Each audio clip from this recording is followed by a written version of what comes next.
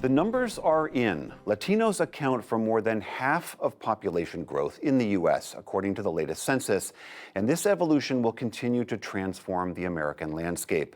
But what does it mean to be Latino? That question is explored in an extended essay in the current issue of Harper's Magazine.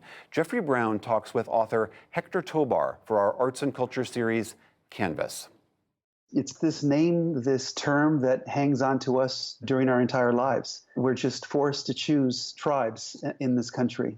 As a child in Los Angeles, Hector Tobar was considered Guatemalan American. Later, on a census form, he checked Hispanic. Now, he's Latino. What do these tribes mean? We're presented with these names of these different races, these ethnic groups, as if they mean something to us. It's being used to judge our actions, to make comments on how we approach our politics. And so, I've been spending a couple of years now actually trying to sort of take apart the origins of the term and its meaning and what it means both for us and how others see us. As described in the current Harper's Magazine, Tobar took a 9,000-mile road trip around the U.S. last winter amid the pandemic to see the diversity of history and experience of people of Latin American heritage.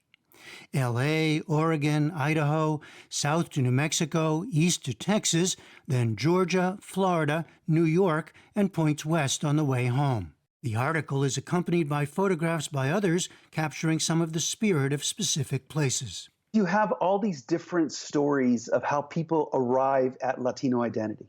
So in New Mexico, for example, people really think of themselves as Spanish because that was the place that was most colonized by the Spanish during the Spanish Empire. So that identity, that Latino identity, is something very different from, let's say, South Florida, where you have this Cuban migration. And so to be Latino means so many different things, from New York to Los Angeles to Dallas, Texas to El Paso. And you write, we are brown, black, white, indigenous, European, and African. Some of us speak Spanish, some of us don't. How much is that diversity understood? I don't think it's understood very well at all. I think that there is a real failure to understand the intimacies at the heart of the Latino experience, the ambivalence that people feel. Your average Latino immigrant, first-generation immigrant, is really conflicted about his or her or their identity. Where do I really belong? Am I really Mexican? Am I really Honduran? Am I really Cuban? I have American children now. Does that make me American? The inner turmoil of the Latino experience really is part of what defines us as a people. The labels, though, you suggest are always about distinguishing some part of the population from the dominant white population, especially now. So tell me what you see happening.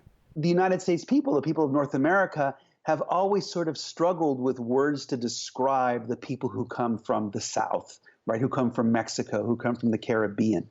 In the 1930 census, Mexican was a race category because American people sought to sort of explain or describe these darker-skinned mestizo people from Mexico, saw them as different.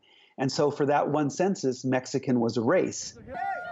And now, most recently, I would say in the last 20 to 30 years, with all of this furor over undocumented people and illegal immigration, Latino people have become this sort of brown race of people who are threatening to the United States in the eyes of many people.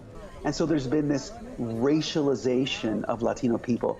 Tobar notes differences in voting patterns among people he visited. Strong reaction against the rhetoric of the Trump years, but also a move toward then-President Trump in some areas. The 2020 election was in many ways a traumatic event for Latino people across the United States because our people were at the center of the election. And I think that remains true in United States politics, but especially in the 2020 election, where you had this politician whose rise in the GOP is linked to his xenophobic statements, to his statements against Mexican immigrants.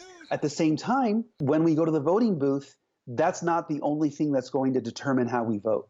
And so this sort of failure to understand all of these different complications and subtleties in the Latino thinking process, I think is what's been most frustrating to me. Today, some people, young people especially, and you write about your own children, using the term Latinx. I mean, you can't help but think that the evolution of terms continues. Oh, absolutely. Latinx is something used by people who are kind of uncomfortable with the binaries in the Spanish language itself, with the masculine and the feminine genders that are assigned to nouns and subjects in Spanish language.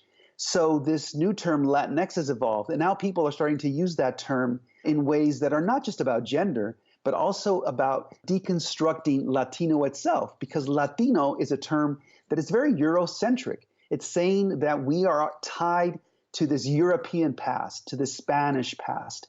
A lot of us are very uncomfortable with that because we have indigenous descent. I'm part Mayan. Latino cancels out my Mayan identity.